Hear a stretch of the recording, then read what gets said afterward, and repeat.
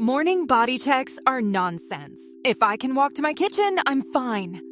Failing a 10-second balance test predicts earlier mortality, and a bendy pinky can reveal hidden gut issues. Stick around. The last tip takes 60 seconds and turns a $1,000 impulse into retirement money before your coffee gets cold.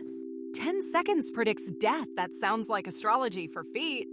Dr. Brennan Spiegel linked balance to longevity because it reflects your nervous system, muscle strength, and gravity management working together.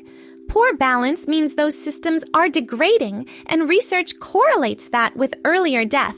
Practicing for just 1 minute while brushing your teeth builds neural pathways that keep you stable. How much practice exactly? 60 seconds total. Neuroplasticity doesn't need marathons. Even 30 seconds per leg while brushing recruits stabilizer muscles and sharpens vestibular processing. And the pinky test diagnoses me? It's a screen, not a diagnosis. If your thumb meets your forearm or your pinky folds back past 90 degrees, that's hypermobility. Dr. Spiegel connects that loose connective tissue to gravity intolerance, which can trigger IBS and GI issues because your gut can't manage the downward pull on your organs. What about when I am exhausted after work? Morning is ideal because cortisol is naturally elevated, which sharpens motor learning. If you're drained, hold a countertop and lift 1 foot for 10 seconds. Something always beats nothing. So I'm either wobbly or rubbery, and both mean doom? Not doom. Data. These are early warnings that let you intervene before symptoms spiral. Up next, someone tells me to text friends before coffee and read fairy tales. Don't go anywhere. Morning routines. Always ignore that I want to be left alone. Texting a friend before coffee sounds like homework. Loneliness spikes cortisol before you open your laptop, and a University of Sussex study found reading fiction for just 6 minutes cuts stress by up to 68%. 68%? More than tea? More than a walk or tea, silent reading yanks your brain into another person's perspective and interrupts your worry loop. The empathy and escapism are what calm you down, not just the words. Okay, but why does that work? Your default mode network runs wild when you ruminate. Fiction forces you to simulate a different mind, which recruits prefrontal control and dials down amygdala activation. It's cognitive redirection with a plot twist. Do I need an actual novel? News doesn't count? News keeps you in your own stress loop.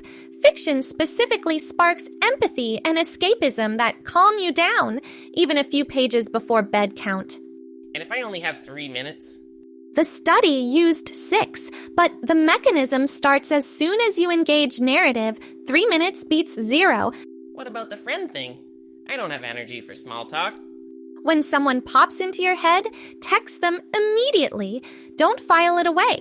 Later never happens. Then put a monthly call on autopilot so your calendar remembers instead of your guilt. How much contact actually keeps a friendship alive? 1 text, 1 scheduled call. Consistent, tiny signals beat grand gestures. Adult friendships die from logistics, not love. Fine, but if they text back a wall of words before my matcha, I'm blaming you. Read your 6 minutes first, then blame me. Up next, apparently my anxiety is just excitement wearing a costume. I can't wait to argue. Stay tuned. Anxiety is just excitement. Dumbest thing I've heard. When I'm panicking before a meeting, I'm dying, not excited. Your heart pounds, your hands get clammy, and your mind races toward the future. Those are identical physiological signals. The only variable is the label you apply first. Okay, but why does a label change anything? Dr. Ellen Langer tested this on a turbulent flight. Passengers who reframed arousal as excitement reported immediate relief because the brain responds to whichever interpretation you offer it first. There is no separate anxiety circuit waiting for confirmation. So I just say I'm excited. That's it? Say it out loud. Olympic athletes use this exact trick when journalists ask if they're nervous. The vocal commitment locks the label in before doubt can edit it. What about the regret thing? How does that help at 7 a.m.? Researchers sorted 26,000 regrets from 134 countries into 4 buckets: foundation, boldness, moral, and connection. Naming your regret type turns a vague cloud into a command. Boldness means take the swing. Connection means send the message. How much naming? Do I write an essay? On sentence. Ask what you're afraid of wasting. The category reveals the direction. A foundation regret means do the work today instead of fantasizing about the shortcut. What if I'm exhausted after work? The label works regardless of chronotype because it targets interpretation, not energy reserves. Even exhausted subjects showed lower reported distress after reframing. Fine. I'm excited to hate this. Start with the label, then name the regret type. The combination gives you a mindset and a map. Up next. Apparently my brain is shrinking because I skip breakfast walks. Let's see the numbers. You're telling me my brain shrinks because I skip a morning walk? I skip it because I'm cozy. Researchers MRI'd older adults after a year of brisk 40-minute walks 3 days a week. Their hippocampus, the memory center, Alzheimer's hits first, grew back. Not slowed, reversed. How much grew back? Enough to measure on an MRI. Movement is one of the only tools that physically rebuilds brain structure. Walking isn't light activity anymore. It's serious brain maintenance. But I don't have 40 minutes. You don't need them.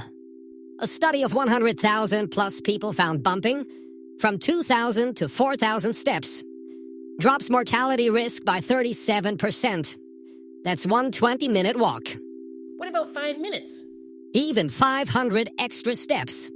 About 5 minutes. Starts moving the needle biologically. Stop waiting for the perfect workout. Lace up and protect your brain. Why the morning specifically? Morning cortisol heightens. Motor learning and you haven't decision fatigued yet. Walking then sets the day's neurological tone. What about when I'm exhausted after work? Do it.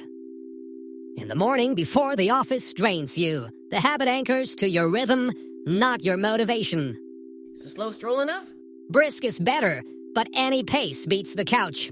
The hippocampus study used brisk. The mortality study used normal pace. Just move. Fine. 5 minutes, but if it rains, I'm out. Umbrellas exist. Buy one. Up next. Apparently I need a vision board for my wallet. Don't miss it. Morning plans need vision or cash leaks out. Sounds like manifesting with extra steps. Stanford Business School uses a 20-minute exercise called the Odyssey Plan. You map 3 futures, your current path, a totally different one, and what you'd choose if money and opinions didn't exist. That third map usually reveals the life you actually want. Okay, but why does the fantasy future change my spending today? Because once you see where you're going, you can redirect impulse buys instead of resisting them. Thinking about a $1,000 laptop? Say not this, that instead, and put it into an index font like VTI. Your brain stops feeling deprived because it still made a decision. How much exactly does that build? $27.40 a day is $10,000 a year. Invested in your 20s. Compound interest builds over $4 million in 40 years. Even $1 a day gets you into the game because the habit matters more than the amount. So this is the 60-second trick from the cold open? Exactly. Redirect. Don't resist. 1 sentence before checkout and your money starts working for you instead of against you. That's the 60-second move that works before your coffee gets cold. What if I don't know what I want? That's why the Odyssey Plan exists. Divergent thinking for 20 minutes usually surfaces something you hadn't admitted. Start there, and then automate the redirect. Fine. I'll admit, knowing where I'm going beats another budgeting app I'll ignore. Here's the challenge. Day 1, test your balance and pinky. Day 2, text one friend and read 6 minutes. Day 3, reframe your nerves and name one regret type. Day 4, add a 5-minute morning walk. Day 5, sketch one Odyssey future and redirect one impulse. Stack even 2 and your mornings change. I'm team automate the money. Set it and forget it. And I'm team map the life first. You can't fund a future you haven't pictured. Tell us your side in the comments. Like this video if you made it this far. Subscribe for the next blueprint drop. And remember, momentum is just a stack of small truths you finally believe. I'm still not standing on one leg while brushing my teeth. Wrong segment, but it all connects. Daily